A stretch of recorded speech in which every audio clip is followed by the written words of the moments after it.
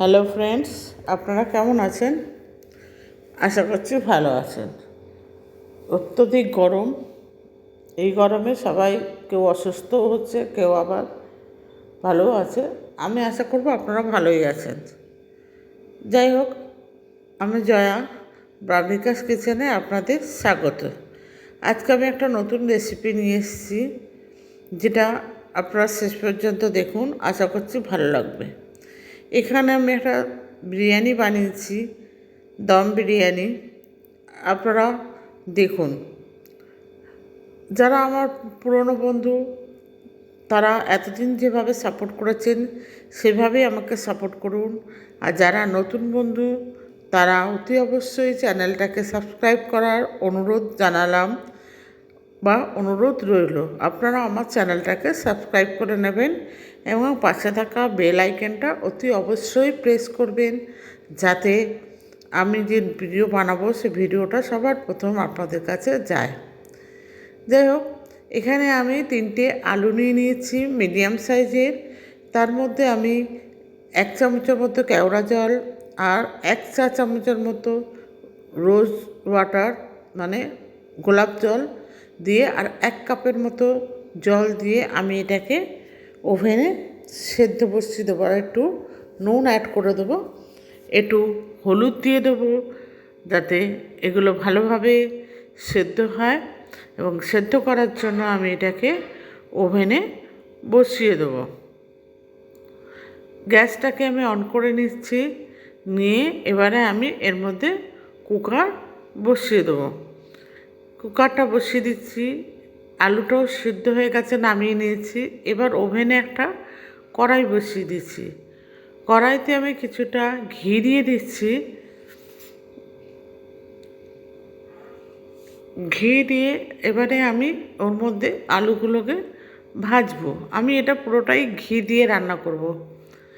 এবার এটা ঘি দিয়ে ভাজার পর আলুগুলোকে ভেজে নেব। একটু লালচে লালচে করে ভাজবো, যেহেতু বয়েল আলু বেশিক্ষণ ভাজতে সময় লাগবে না সেদ্ধ করা, তাই জন্য এটা আমি অল্প সময় একটু ভেজে নিয়ে আমি এটাকে তুলে আলাদা করে নেব। আপনারা ঘিয়ের বদলে সাদা তেল দিয়ে তার মধ্যে 1 চামচ ঘি দিয়ে দিতে পারেন, দিয়েও রান্না করতে পারেন। আমি এখানে ঘি দিয়েই করছি। যাই হোক, আলুগুলো আমি ভাজা হয়ে গেছে, আমি এগুলোকে একটা একটা করে তুলে নিলাম। এবার ওই একই কড়াইতে আমি দিয়ে দিলাম পেঁয়াজ। দুটো পেঁয়াজকে, বড় বড় পেঁয়াজকে আমি এভাবে কেটে নিয়েছি, দিয়ে এটাকে আমি বেরেস্তা বানিয়ে নেব। এবার যতক্ষণ পেঁয়াজটা ভাজা হচ্ছে ততক্ষণ আমি আরেকটা পাত্রে একটুখানি জল নিয়ে নিয়েছি, নিয়ে 1-1.5 চামচের মতো রোজ ওয়াটার আর 1-1.5 চা চামচের মতো জল কেওড়া জল এবং রোজ ওয়াটার দুটো মিলিয়ে আমি ওর মধ্যে দিয়ে দিলাম। এবার দিয়ে দেবো একটা দারচিনি, দুটো ছোটো এলাচ আর দুটো লবঙ্গ, এই দুটো দিয়ে আর 3-4টে তেজপাতা, এগুলো দিয়ে আমি জলটাকে ফুটতে দেবো। দিয়ে আর একটু নুন দিয়ে দেবো, দিয়ে ঢাকনা দিয়ে দেবো, দিয়ে এটা ফুটবে। এদিকে আমার বেরেস্তাটাও হয়ে গেছে। আমি এবার এটাকে নামিয়ে নেব। নামিয়ে নিয়ে এবার আমি এটা কড়াইতে রান্না করব না, যে পাত্রে আমি বিরিয়ানিটা বসাবো, দম দেবো, সেই পাত্রের মধ্যে আমি তেলটা ঢেলে নেব। এখানে আমি একটা পাত্র নিয়ে নিয়েছি, নিয়ে ওর মধ্যে তেলটাকে আমি ট্রান্সফার করে দিয়েছি। দিয়ে এবার এর মধ্যে আমি দিয়ে দেবো আরও কিছুটা পেঁয়াজ আমি কুচিয়ে রেখেছি, সেই পেঁয়াজটা আমি এর মধ্যে দিয়ে দিচ্ছি। দিয়ে পেঁয়াজটাকে একটু লাল করে ভেজে নেব।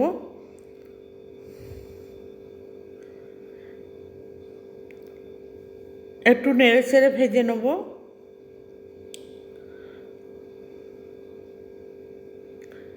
পেঁয়াজটা ভাজতে থাকবো। বন্ধুরা, এই বিরিয়ানিটা আপনারা ঘরে বানাবেন। এটা না বেশি রিচ হয়, না বেশি মশলাদার, বা না বেশি তেল। এবার আমি মাংস দিয়ে দিয়েছি, দিয়ে আমি এখানে বেশি মাংস নিইনি, কেন আমার ঘরে সেরকম খাবার লোক নেই। আমি আমার হাজব্যান্ড আর মেয়ে, তাই জন্য আমরা এখানে 2-3 টুকরোই চিকেন দিয়েছি। এবার আমি এখানে চিকেনগুলো তুলে দিয়েছি, দিয়ে এবার দিয়ে দিলাম পেঁয়াজ বাটাটা। আমি একটা মিডিয়াম সাইজের পেঁয়াজ বেটে রেখেছিলাম, আর 2 চামচের মতো আদা রসুন বাটা আর কাঁচা লঙ্কা বাটা, এটাও দিয়ে দিলাম, অ্যাড করে দিলাম। দিয়ে এবার এটাকে ভালোভাবে নাড়তে থাকবো। এবার আমি এর মধ্যে দিয়ে দেবো স্বাদ মতো নুন। বন্ধুরা, আপনারা আপনাদের স্বাদ মতো নুন দিয়ে নেবেন। এবার দিয়ে দিলাম 1/2 চামচের মতো হলুদ গুঁড়ো, দিয়ে আর দিচ্ছি 1/2 চামচের মতো জিরে গুঁড়ো। এবারে এটাকে আমি ভালোভাবে মিশিয়ে নেব। আর দিয়েছি 1/2 চামচের মতো লঙ্কার গুঁড়ো, দিয়ে আমি এগুলোকে ভালোভাবে নেড়ে মিশিয়ে নেব।